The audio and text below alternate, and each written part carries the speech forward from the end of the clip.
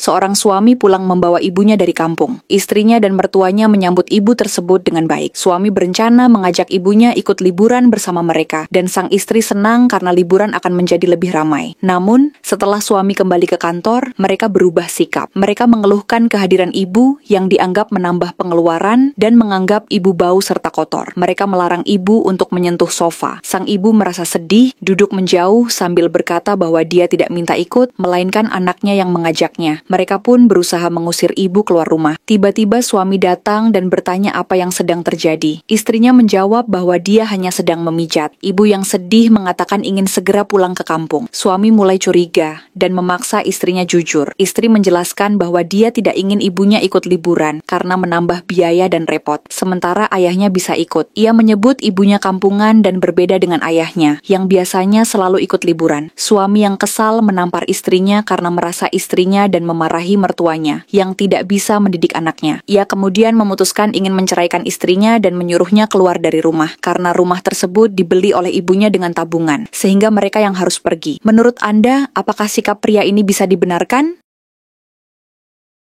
Saat sedang mencuci di sungai, seorang ibu mendengar suara tangisan bayi. Ia terkejut dan segera mencari sumber suara itu. Setelah menemukannya, ia menggendong bayi tersebut dengan panik dan berteriak, "Bayi siapa ini?" Namun, tidak ada jawaban dari sekitar. Ia pun memutuskan membawa bayi itu pulang dan bertekad merawatnya sebagai anak sendiri. Lalu, 18 tahun berlalu. Anak perempuan itu tumbuh menjadi gadis yang cantik dan penuh kasih sayang. Di hari ulang tahunnya, meskipun sang ibu hanya mampu membeli sepotong roti, gadis itu sangat bahagia. Mereka menikmati kebersamaan dengan penuh sukacita, dan gadis itu telah menganggap ibu tersebut sebagai ibu kandungnya. Suatu hari, sang gadis harus meninggalkan rumah dan ibunya untuk merantau ke kota. Ibunya yang sudah tua merasa sangat sedih harus ditinggal sendirian. Sebelum berangkat, gadis itu menerima semua tabungan ibunya sebagai bekal perjalanan. Dengan berat hati, mereka berpisah, tak mampu menahan air mata. Ibu berkata, "Pintu rumah ini selalu terbuka untukmu. Tunggu aku pulang. Saat aku sukses, aku akan membawamu ke kota." Gadis itu mengangguk, sedangkan ibu mengingatkannya untuk menjaga diri. 5 tahun berlalu sejak gadis itu pergi. Sang ibu yang menua menelepon dan mengingatkan bahwa hari itu adalah ulang tahun anak gadisnya, dan ia sudah menyiapkan kue besar, sambil menanyakan apakah anaknya akan pulang. Gadis itu, yang kini telah menjadi bos perusahaan, merasa sangat sibuk dan berkata tidak punya waktu untuk pulang dan menutup telepon. Sang ibu pun sangat sedih. Pada suatu saat, asisten gadis itu datang meminta cuti karena rindu ingin bertemu ibu setelah 2 tahun tak berkunjung. Mendengar hal itu, gadis tersebut terdiam mengingat segala kenangan bersama ibunya. Ia akhirnya memutuskan memberi cuti 1 bulan kepada asistennya. Kemudian, ia membatalkan seluruh rapat agar bisa pulang ke kampung menemui ibunya. Dengan perasaan campur aduk, gadis itu berlari memeluk ibunya. Mereka berdua sangat bahagia, akhirnya dapat bertemu kembali. Gadis itu meminta maaf karena lama tidak pulang, dan ibu sempat takut tidak akan melihatnya lagi. Gadis itu menenangkan dan mengatakan ia sudah kembali. Ibu mengungkapkan kekhawatirannya atas kesulitan hidup yang mungkin dialami gadis itu di kota. Gadis itu pun menangis dan mengingat janji yang pernah ia buat, yaitu akan membawa ibu ke kota begitu ia sukses. Ia pun ingin menepati janjinya, meski penuh rasa sedih karena ibu sudah menua, dan sang ibu sendiri menolak ikut ke kota karena tak ingin merepotkan serta kondisinya yang sering sakit. Gadis itu berusaha membujuk dan berjanji akan merawatnya dengan baik. Ia mengatakan, "Dulu ibu yang menggendongku saat kecil, sekarang aku yang akan menggendong ibu pulang." Lalu akhirnya ia membawa sang ibu ke kota.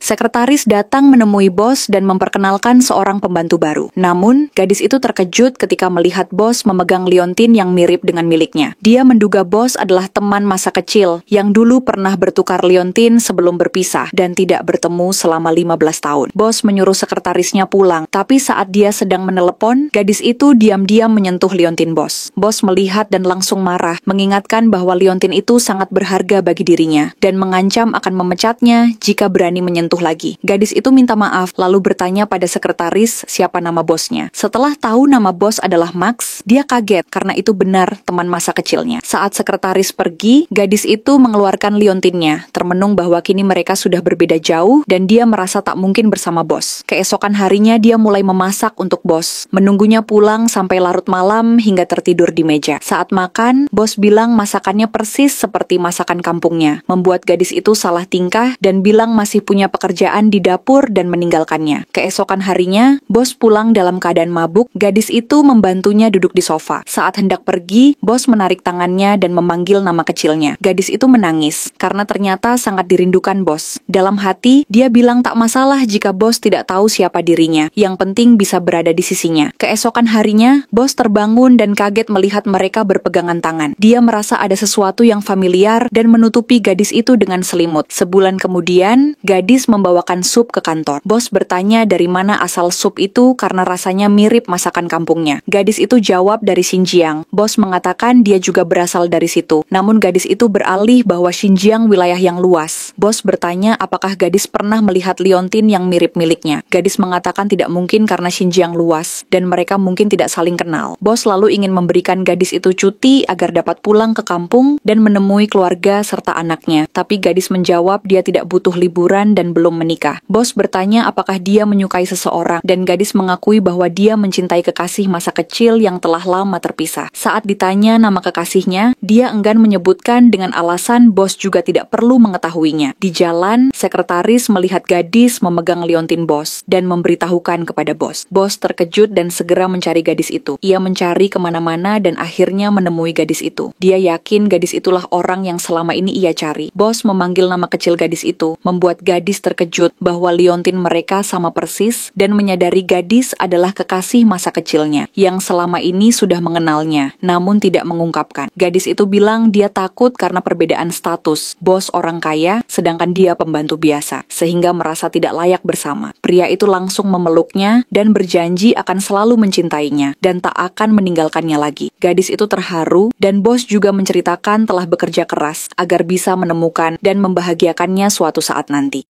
Seorang anak membawa pacarnya pulang ke rumah dan memperkenalkannya kepada orang tua. Pacar tersebut disambut dengan ramah, namun dia merasa kecewa karena mengira keluarganya adalah keluarga bangsawan. Ternyata mereka orang kampung biasa. Saat hendak duduk, dia bersikap tidak sopan kepada pacarnya. Ketika ditanya di mana dia tinggal, dia menjawab, "Aku haus," lalu meminta air minum. Ibu si anak kemudian mengambilkan air dan mengatakan, "Bukankah ini minuman untuk anjing?" Saat makan, wanita tersebut bertanya mengapa makanannya sedikit. Ibunya menjawab, "Di rumah ini kami hanya berempat, dan ini sudah cukup." Wanita itu mengancam, "Kalau tidak mampu menyediakan makanan, jangan undang aku lagi." Setelah makan, dia mengeluh makanannya tidak enak, berbeda dengan yang biasa dia makan. Ketika akan membereskan dan menyimpan sisa makanan di kulkas, wanita itu mengatakan sisa makanan tersebut cocok untuk anjing. Kesabaran sang ayah mulai habis, karena sikap wanita itu yang tidak sopan dan tidak menghargai orang tua. Ia menegur wanita tersebut, menyebutnya tidak tahu sopan santun, dan mempertanyakan apakah orang tuanya tidak mengajarinya. Bukannya malu, wanita itu malah membentak pacarnya. Ketika pacarnya mencoba melerai, wanita itu berkata, kalau keluarganya miskin dan kampungan tidak pantas tinggal di kota. Wanita itu kemudian menantang, "Kamu pilih aku atau mereka?" Pria itu memilih keluarganya, lalu mengusir wanita itu dari rumah. Pacar tersebut berkata, "Pikirkan kembali, aku orang kaya." Semua org memuncak dan akhirnya wanita itu diusir oleh keluarga pacarnya.